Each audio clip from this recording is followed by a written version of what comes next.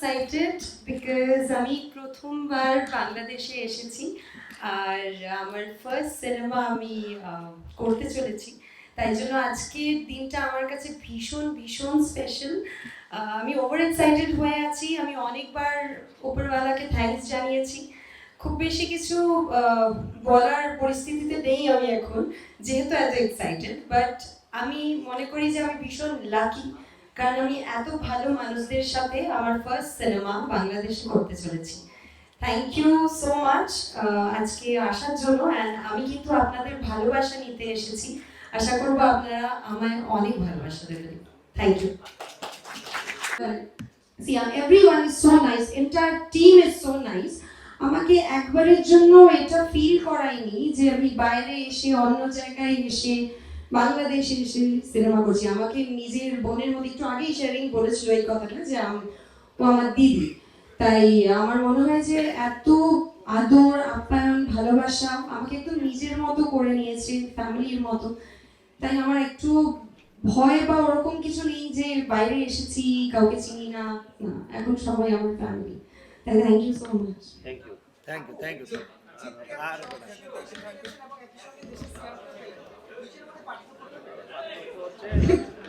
আসলে খালি উল্টাপাল্টা প্রশ্ন, উল্টাপাল্টা প্রশ্ন। আমি এই আনসারটা তোমাকে পরে দিচ্ছি।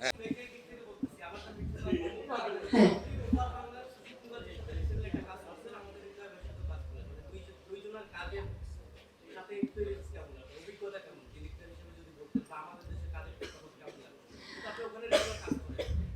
হ্যাঁ, আমি তো বেসিক্যালি অনেক ডিরেক্টরের সাথে কাজ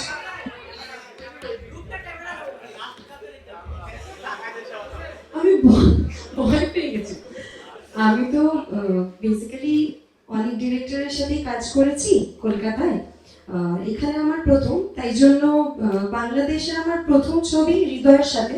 তাই হৃদয় সবসময় আমার ফেভারিট ডিরেক্টরই থাকবে। তাই এখন থেকে হৃদয় আমার ফেভারিট ডিরেক্টর। আর কোনো প্রশ্ন? হ্যাঁ, আমি ছোটবেলা থেকেই অভিনেত্রী হতে চেয়েছিলাম, কিন্তু পড়াশোনায় খুব ভালো ছিলাম আর মা বাবা চেয়েছিল যে আমি গ্র্যাজুয়েশন কমপ্লিট করি, তারপর আমি আমার স্বপ্নের পথে এগোতে পারি। তাই আমি ইঞ্জিনিয়ারিং এর চান্স পেয়েছিলাম। তাই আমার ইঞ্জিনিয়ারিং লাকি যে আমি এত ভালো ভালো মানুষদের সাথে আমার প্রথম সিনেমা বাংলাদেশে করার সুযোগটা পেয়েছি। আমি চেষ্টা করব আমার 200% দেওয়ার। আর আমি তো যখন আমাকে হৃদয় গল্পটা বলে আমি তো শুনে খুবই হ্যাপি হয়ে গেছিলাম, বিকজ অনেক কিছু করার আছে হিরোইনের। তাই ভীষণ এক্সাইটেড আমি। আর ওই যে বললাম ভালোবাসা নিতে এসেছি আপনাদের কাছে, তাই আশা করছি ভালোবাসা পাবো। Thank you. আমি কিছু নেই তো দেই। Right right, exactly. মানে কি করবে এখন? এখানে এসে বলবে কি বারে বারে, তাহলে যিনি আসবেন তিনি একাধারে যতগুলো প্রশ্ন আছে সবগুলোর উত্তর দিয়ে আবার চলে যান। এটা ভালো, বুঝি তো। আচ্ছা, তাহলে প্রথম এখন কি আর কোনো প্রশ্ন আছে কি কারোর কাছে? সেই আসবে, সিয়াম চলে আসবে। এত প্রশ্ন সিয়ামের। আচ্ছা, কিন্তু আসলে ভালোবাসা তো আপনি ভায়োলেন্সটা দেখছেন, কিন্তু ভায়োলেন্সের পেছনের যে রিজন, সেই রিজনটা আসলে কতটা স্ট্রং হলে মানুষ এতটা ভায়োলেন্ট হতে পারে। তো আমরা এবার সেই রোম্যান্সটাও দেখাবো, এবং আমরা সেই রোম্যান্সের পরে তাকে অ্যাচিভ করার জন্য, তার জন্য জাস্টিসের জন্য যে ভায়োলেন্সটা প্রয়োজন সেটাও দেখাবো। সেম ভাই, এটার সাথে আরেকটা জিনিস একটু ইনক্লুড করতে যাই। আমরা দেখলাম যে গোলাপ, অর্থাৎ আপনার মুখে একটা গোলাপ আছে। এটাই হচ্ছে যে সেই রহস্য নাকি যে রাক্ষস হওয়ার কারণটা? না, থ্যাংক ইউ। মানে যা যা আমরা অডিয়েন্সকে নোটিস করানোর জন্য ভেবে করেছিলাম, আপনি প্রত্যেকটা জিনিসই সুন্দর করে নোটিস করেছেন। So thank you so much. Rose is a symbol, and particularly আমরা সবাই জানি যে রেড রোজের মিনিং কি। গোলাপ তো অনেক কালারের হয়, তো লাল গোলাপটা আসলে কার জন্য বরাদ্দকৃত থাকে সবসময়। তো গোলাপের যেভাবে কাটা থাকে, ঠিক একইভাবে ভালোবাসাতেও, ভালোবাসার পথেও কিন্তু অনেক প্রবলেমস থাকে, অনেক যুদ্ধ থাকে, অনেক ফাইট থাকে।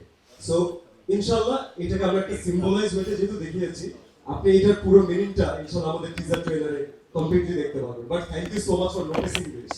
Thank you. নামটা বলে তারপর সুন্দর করে প্রশ্নটা করো। ও সারা জীবনই থাকলো।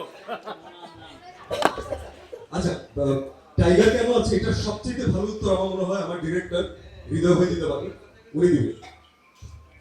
টাইগার কেন আছে এটা সিনেমা দেখলে বোঝা যাবে। আসলে এখন যদি বলতে যাই তাইলে হচ্ছে একটু রিভিল হয়ে যায় স্টোরিটা। সো এটা আপনার মজা পাবেন কেন আছে।